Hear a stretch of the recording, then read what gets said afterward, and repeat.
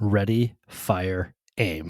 Yeah, exactly. At 18, I really didn't know if I was going to be alive at the age I'm at now. What is up, everybody? And welcome back to the Schooling Struggle Podcast. It is our belief that the only guarantee in life is that we are all going to struggle, and how we choose to embrace our struggles is what empowers us to become the best versions of ourselves. My name is Pete, and with me is my friend and co-host, Todd. What's up, Todd? Mr. Driscoll, how are you today? I am doing really, really well. I'm a little punchy right now. I'm running on fumes. Had quite an interesting evening, not by choice, but yeah. I tried to make lemonade out of the lemons. And last night, so we're coming to the end of the school year, and last night there was an award ceremony, and I get all jacked up when I present in front of crowds, and I got home from that, and I couldn't really settle down from that, and I was thinking about the way I presented. Did it go as well as I wanted? Did I communicate as well as I wanted to the families of these kids that are getting these awards? And I just wasn't able to settle my brain. So I normally go to bed around 8:30. 11 rolled around and I was still awake. And then I woke up again at 2 o'clock and I could not fall back asleep.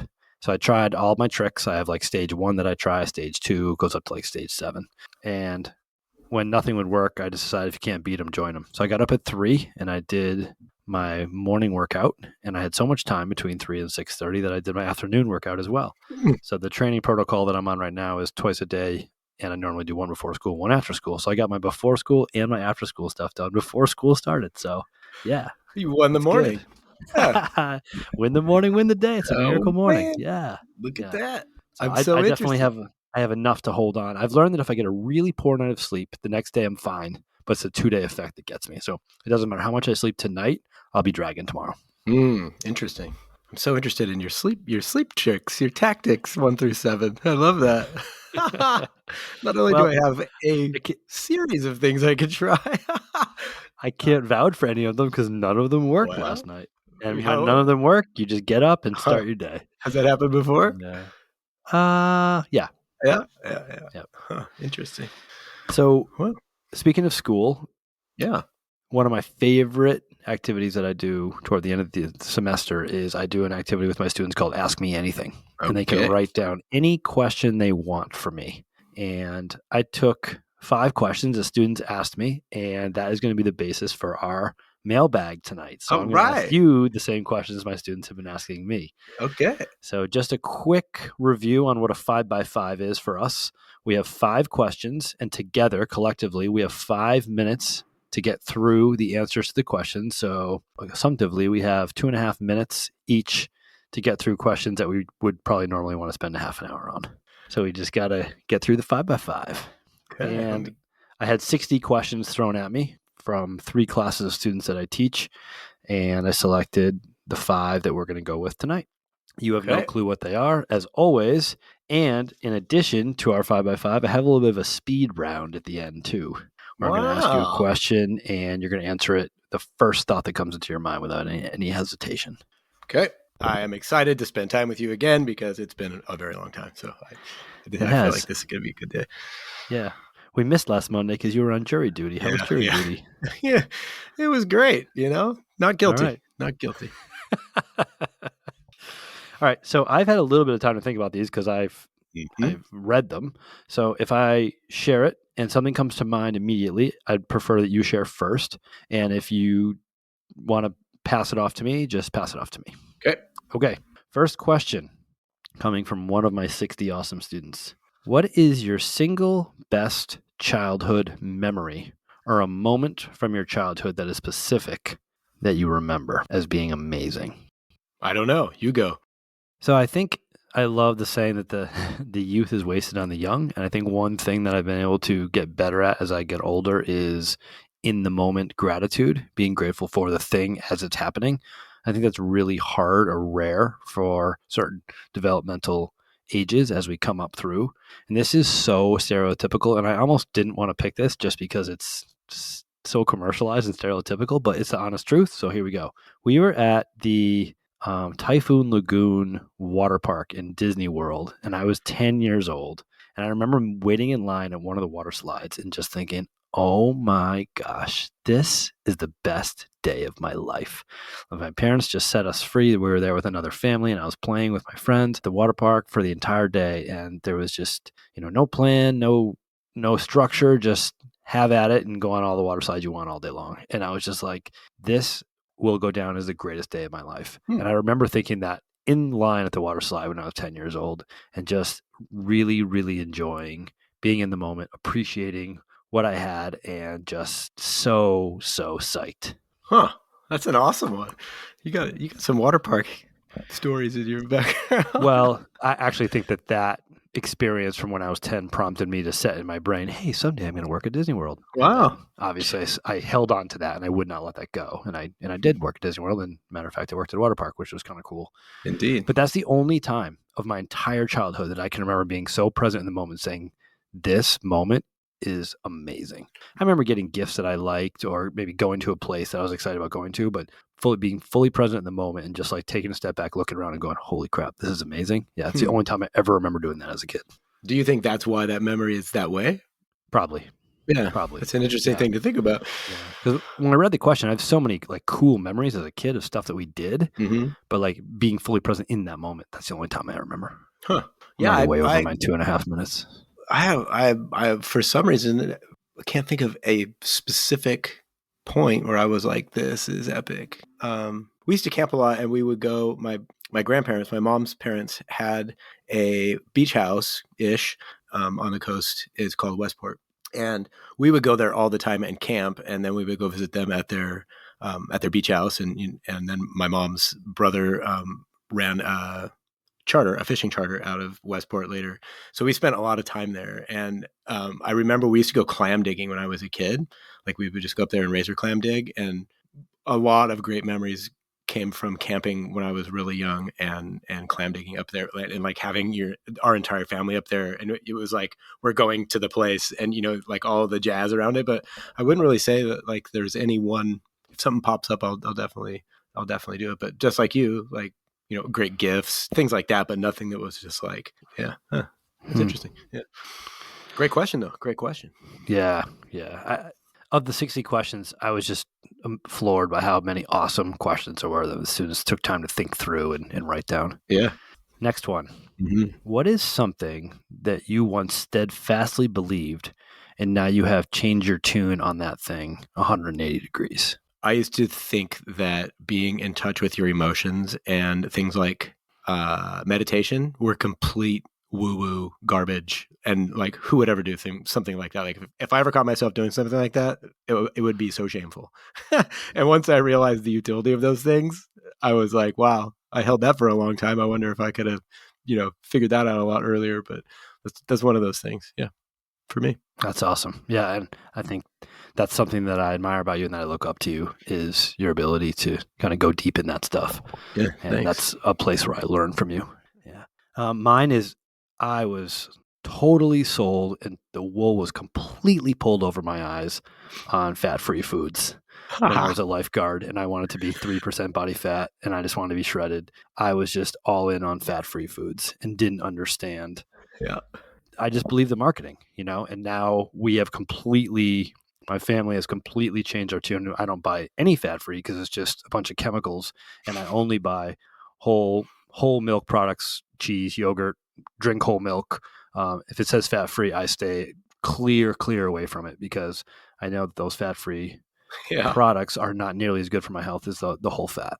There's nothing better than, I don't even like milk, but whole milk is by far the best milk. It's so nice, so creamy. You're just like, man, put that on some cereal. Oh, yeah. You want to build some strength? Go mad. Gallon of milk a day. Yeah. Milk.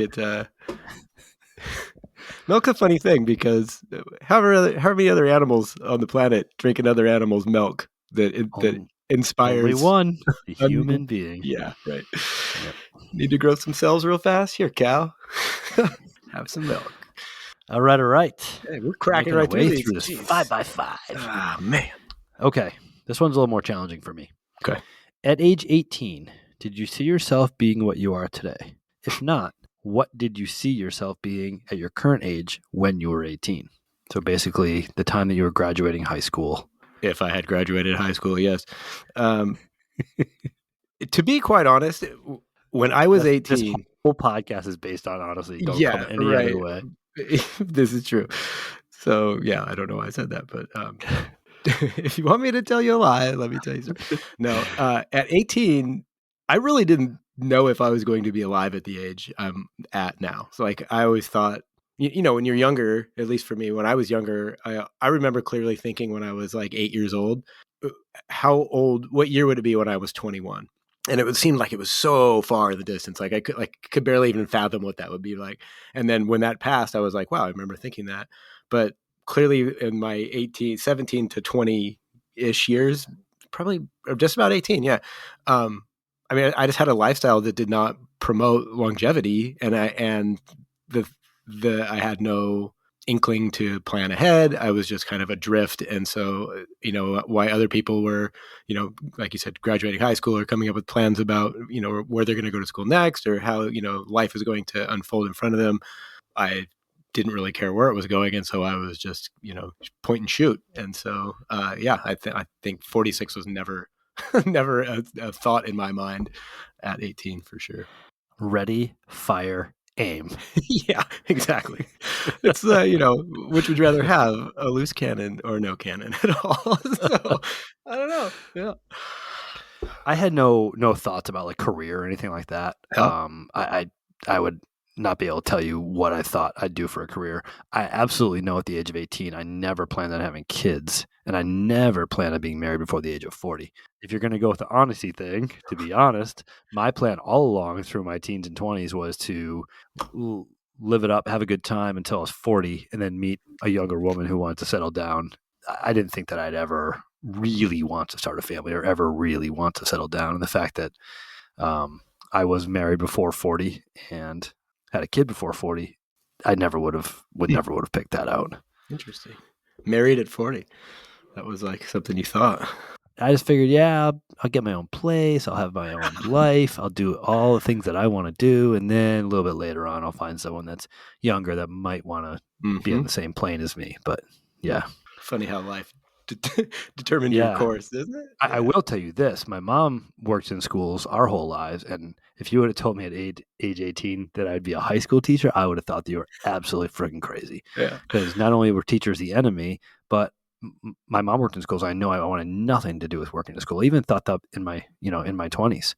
Yeah. That I would never be a teacher. That's nuts. It still blows my mind each day. I'm like, holy crap, I'm a teacher. And you've been a teacher for a long time now too, right? So, yeah. I don't ever look at myself as a teacher. I look at myself as kind of like a life coach.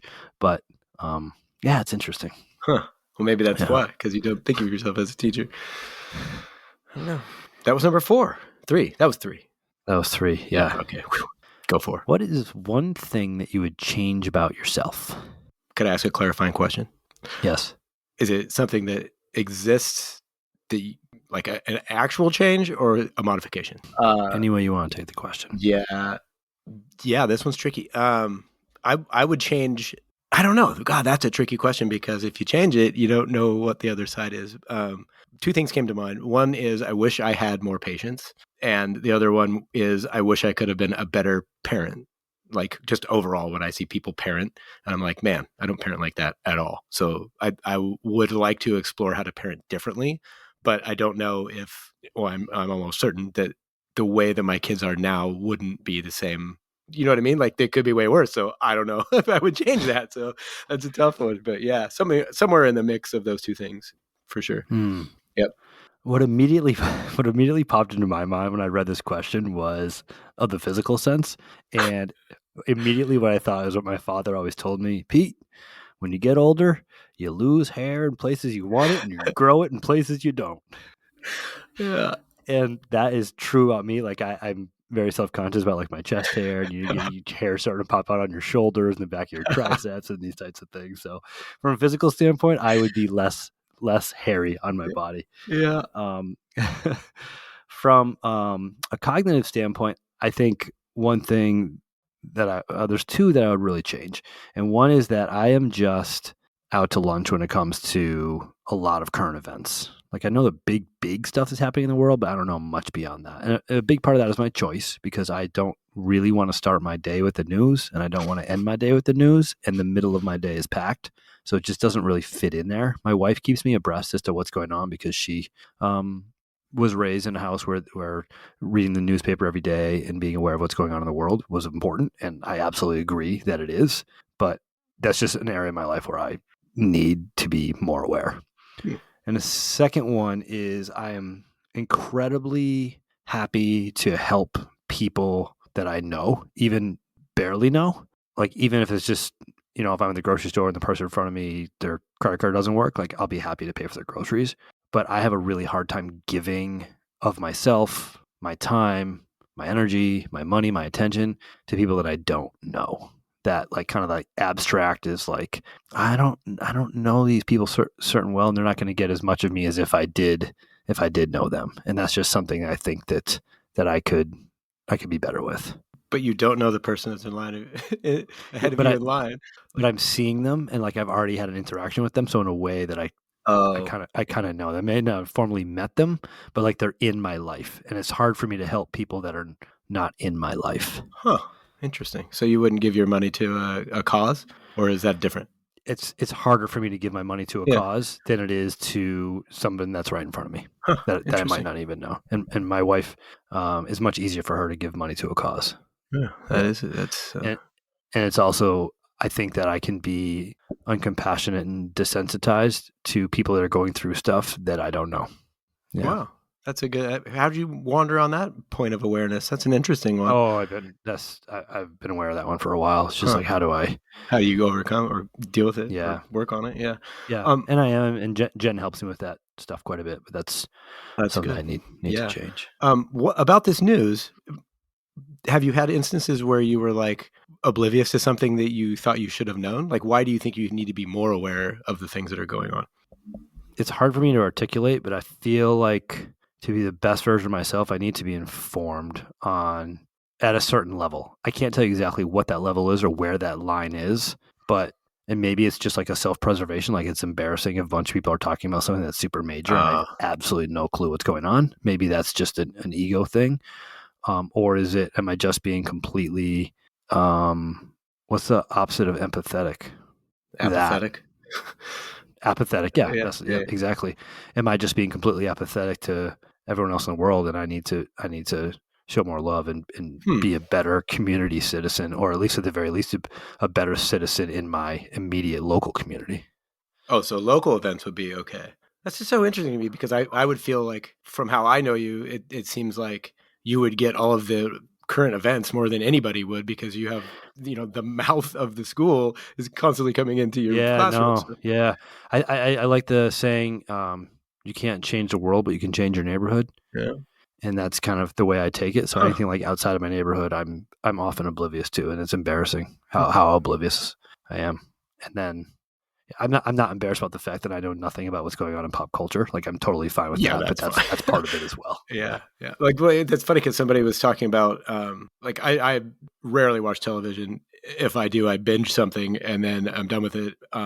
But like, I don't watch the news at all. And whatever I do see from the news is like, if I open a browser, an internet browser, and it just pops onto some, default page or something, Bing, and then I see something and I'm like, oh, okay, well, I need to get out of here because this is garbage. Usually it's like, it's political or, it's something about the war or whatever. So, like, when I hear people like you, I hear people talking about what was the most recent thing that happened that I really had no idea about. Oh, when the most recent school shooting happened. I had no idea this had even gone on, and people were talking about it. And I was like, wait, this has happened? And they're just like, how could you not know that? I was like, why do you need to know that? It was just so weird that people get so caught up in that. And then to hear you say that you wish you knew more about things.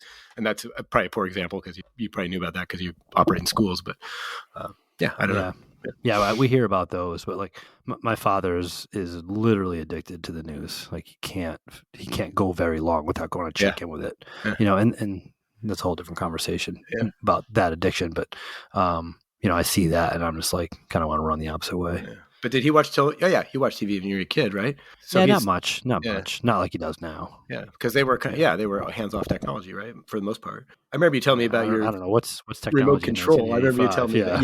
Yeah, Yeah. Yeah. Yeah, but he wasn't a newsmonger back then, is what I'm getting at. It's yeah. No, something's changed. I remember they had Good Morning America on in the mornings, Yeah, but it wasn't like come home yeah, and watch news until go to yeah, bed like yeah. it is now. Sorry, But I now, digress. yeah, that's all good. Yeah, All right, ready. go. Number 5. These go by quick. Yeah, What is the hardest thing you have to wake up and do every day? How about these questions from my kids? yeah. It's amazing that these are questions from kids.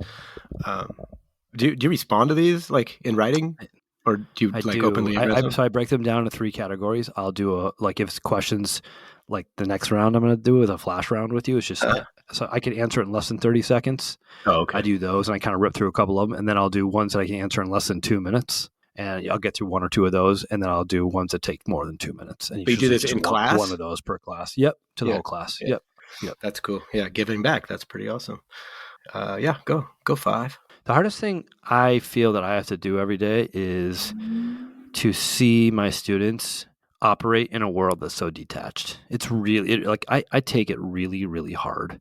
It's really hard for me to see cell phone addiction. It's really hard for me to see just people that don't feel connected with themselves, with their community, with their families, and seeing that every day is hard. And then something that I'm working on is I always try to be like a solution guy, and oftentimes people don't want a solution; they just want someone to listen. Yeah. And to you can't be a solution guy for that many people that I interact with every day, and that's really hard. But I really worry about the future with the amount of detachment that's happening in and among kids. It used to be obesity. Childhood obesity used to be like my biggest worry for the youth, but now it's changed. It's the amount of people that don't feel like they have friends, don't feel like they add value, don't feel valued. And I think that there's going to be some tremendous traumatic ramifications as a result of that. Yeah. Can you restate the question? What is the hardest thing you have to wake up and do every day? I really don't like my job much. Like it doesn't fulfill me anymore. And so knowing that you have to get up and do something that's not really helping you, it's one large thing that's out of alignment with the things that I know I should be doing. And although I fill my day with those things, I feel like I could do way better if I was fully focused on the things that filled me up instead of having this cumbersome, bloated thing I have to do to, I don't know. Yeah, it is. Does the cumbersome, bloated thing allow you to pursue other fulfilling endeavors in your life? That's the only reason I do it, right? But it's at some point it's going to change to where I will ditch it eventually. But it's just enduring that fact that you know that you have to do that thing over and over and over again until you're able to do that. So, yeah. Is there any what's it called, the golden handcuffs, where you stay for the money? Does that play into it at all? No, I don't really stay. I mean, it's nice to have a paycheck of that magnitude, and obviously my family's, and even me, like I've become comfortable with that, right? Like it's consistent. I mean, it's 20 years. You know what I mean? So, like, if you didn't have that, well, that would be uncomfortable, and that's fine. But that's not what compels me to stay there. It used to be that I would make that argument because, like, the health benefits and all these other things, like with kids and health benefits, like that's expensive, right? If you don't have it covered, then so yes, it used to be that way, but now it's not, and I work towards things that I want because I can do that as leveraging the income from that job, but it's still dissatisfying as hell. So thank you for sharing. Yeah. Thank you for asking. All right. So I want to go into a speed round, and I'm going to ask you a question, and I'd like for you to just respond with the first thing that pops into your head. Okay. Some of them are thoughts, some of them are just like hard facts. And after you share, then I'll share my response. I've already seen these, obviously, so I'm already ready to go on them, but I'm curious to know where you're at. So lightning round, you want to answer as quickly as you can with the first thing that pops into your head. Okay. It might make no sense, but you're going to get the first thing that pops into my head. Yo, I'm a Vermont teacher. I don't make sense. I make dollars. Oh, man. Yeah, toll booth workers in New Jersey make more than I do. Interesting. All right. What was your first car? Mustang. I feel like I'm playing. I'm playing that. '69 Mustang Grande. Yeah, What color? it's pretty sweet. It was midnight blue. Me and my grandpa painted it. So yeah, it was Man. supposed to be my sister's car, but it was too much horsepower for her, so we rebuilt it. And then I never drove it, but it was my car. It was pretty awesome. Yep. Mine was a 1985 silver Ford Thunderbird coupe. Ooh, yeah, that's a good year. Turbo. Yeah. There's a good story about how I lost that car. We'll have to share that in a different episode. Didn't make my father too happy. I bet. Yeah. Not only could I not afford how to fix it, I couldn't afford what it cost to get out of the impoundment lot. Yeah, good. That's a two-parter. All right. If you could make any food in the world, the healthiest food in the world, what food would you pick? So if I could make any food healthy, Yes. is that what you're asking? Yes. Probably the ultimate breakfast sandwich from Jack in the Box, because those are delicious. They don't have those out here. I don't even know what that What? is. Oh, man. It's on it. You're missing it. Oh, it's got so Jack in the Box is like a I can't believe you don't have Jack in the Box. Yeah, it's a chain restaurant franchise. And it has sourdough bread. It's like, I don't know, 6 inches across. And then they dip it in butter and they grill it so it's nice and grilled. And then inside of that it has like this mayo onion sauce and then cheese and ham and sausage and cheese and ham. Is like just this ridiculous, like 5,000 calorie breakfast sandwich. And they're so delicious, but they're so not good for you. This is supposed to be a speed round, but I'm so curious for these follow-up questions. So this is no, it's on me. I'm a breakfast lover. It's my absolute favorite meal of the day, and one of my life goals is to save up enough money so I can retire and go out to breakfast every morning for the rest of my life. I want to be the guy that walks into the breakfast place and the people they see me walk in, and they already started putting my order on the grill. Yeah. And then my buddy, who's a math teacher, we did a quick little math trying to predict how much breakfast is going to cost in 25 years or 30 years, whenever I'm ready to do this thing, and I have to save $58,000 in order to be able to go 20 years out to breakfast every day for the rest of my retirement. Well, you don't have to add coffee to that, Bill, so you're good. That's true. Yep. Nope. Never had a coffee. Oh, all right. That's unbelievable. This is kind of deep, but first thing that comes to your mind, okay? Okay. Do you love yourself? No. My answer is yes. How's that? This is deep. Okay. If you could meet anyone and spend 24 hours with them, who would it be? Alive or dead? Ooh. First thing that comes to mind. Yeah. I can't remember his name now. Albert Einstein. Mine was Abraham Lincoln. Yep.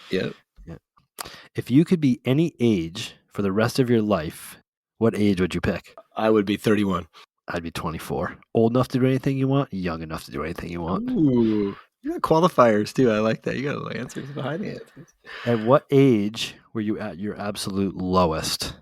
Probably 18, 19, somewhere there. Okay. Mine was 14, 15. What is a set of words that you'd like to model your life after? No, just some keywords. Yeah. Honesty, integrity, accountability. Honesty, integrity, and accountability. I like that. Yep. One of the ones that I love is when times are sweet, say thank you and enjoy. When times are challenging, say thank you and grow. Nice. I'm going to put that in the show notes. Guaranteed. The mailbag. Yeah. Man, we got through that 5x5. That was record time for us. Jeez. Good stuff. Well, I didn't really have an answer for the first one. That's the problem. Last time we were just like off the charts on the amount of time. We didn't even care. So, yeah. All right. Good. I wasn't expecting to do this, but I'm going to do this. We'll see how this goes. Okay. You can go ahead and ask me anything, and I'll ask you anything. No preparation. This is totally off the cuff. Okay. Who wants to go first? Do you have one? What, a question I want to ask you? Yeah. Go ahead. What's the first toy you remember as a child? I think these might be kind of like the memory from family photos. Yeah, the memories probably come from family photos, but I don't know if you remember. It was like I don't even know how to describe it, but it was a big round thing. It was probably 18 inches in diameter, and you'd pull a string on it, and there was an arrow in the middle that spun around in circles. Yeah. And it would like make a noise or a song. Speak and say or something like that. Yeah, it wasn't a speak and spell. No, I don't know, but you pulled the string on it, and the thing just would spin. Yep. Yeah, that's probably the one that I can think of. Those things are cool. What was your first toy that you remember? I remember in New York. This isn't my question, by the way. Yeah, I know. I remember in New York. I was, I must have been like 4 or 5, and I don't know if I was, it's kind of muddy too. I don't know if I was going to somewhere to be babysat or if it was like a daycare kind of thing. I don't know, but there was a gun there, like a toy gun, and the inside of the gun, it had like a I don't know what it would have been, like a flint wheel maybe. And when you pulled the metal, it had a metal trigger, and when you pulled it, it would spark inside, and it was the most captivating thing I'd ever seen. And then I went back there, like I remember going back there and it was gone, and I was like, oh man, like I wanted to go find that gun again. I can never find it again, but yeah. Yep. Funny the things our minds bake in there for no apparent reason. It's weird. Yeah. Yep. All right, this one might take a little mental energy on your part, but I'm genuinely curious about this. Good. And I'm still not satiated on the lack of information that I have on this, and this is only going to get me a little bit closer, but we're going to have to talk more about it in a future podcast. Okay. You dropped out of school at some point in your life. Mm-hmm. You're in the position that you are now with Microsoft, making an amount of money that's comfortable for you and your family to live on. Mm-hmm. Can you tell me in succession the jobs or positions that you had in between there? Oh man, there's so many. My first job, I worked at. You can just list them if you want. Yeah, it's gonna. I've had a lot.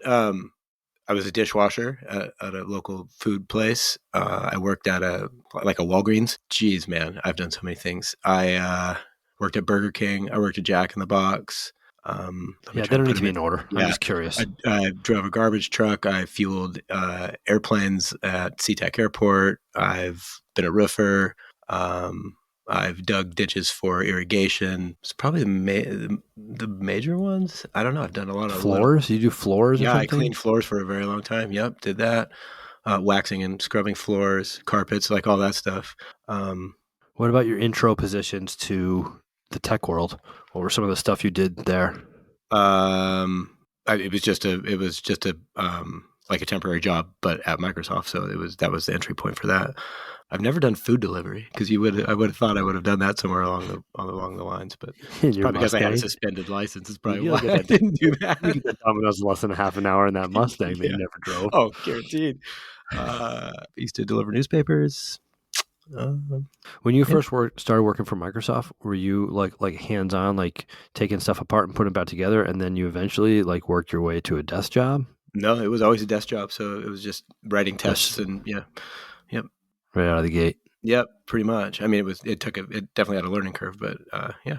Geez, that's funny because when I look back at it, I think I know there's more jobs. I'm gonna write these down at some point, and then I'm gonna send you a list. But yeah, when I talk it out loud, it's like, oh, it's not that many. But and what was the most miserable of all those jobs that you can recall? I didn't like washing dishes because it was bussing tables, washing dishes. Then, when the cooks are done, then you got to clean up all their stuff. That's just gross. It's disgusting working in a kitchen like that. So, yeah. I worked in a foundry in college, and it was a die casting foundry. And basically, for those that don't know what that is, you take the liquid metal, you pour it into the mold, the liquid metal cools down, and now you have your part or your tool. And the place that I worked at, among many things, made the Stanley box cutter handles. For like the razor knives? Yeah, for the razor knives. Mm-hmm. Yep. And there was people that I worked with, their entire job all day long was to take the scraps from just scraps of metal and pick them up by hand, like they're poking into their arms and stuff, and walk over this giant cauldron of lava and just throw it in there for 8 hours all day, every day. And it was wow, it was wild. Yeah, I was almost a crane operator at a foundry like that, but I couldn't do math that fast off the top of my head because he was like, "What happens if you have this much steel and this much steel? You got to mix in this much whatever." And I was like, "I don't know." Didn't get that job, but I was almost. So you're like, "Yo, I'm going to Microsoft." Yeah, I was like, "That math is too fast. I can't think that fast." Yep. Cool. Well, thanks so much for your time on the 5x5, Mr. Ellis. I like the lightning round. That was great. Yeah, my students are awesome. Yeah. Great. Well, we so very much appreciate your ears. We thank you for your time. We're grateful for your attention. And with that said, School and Struggle Podcast, we are out. See ya.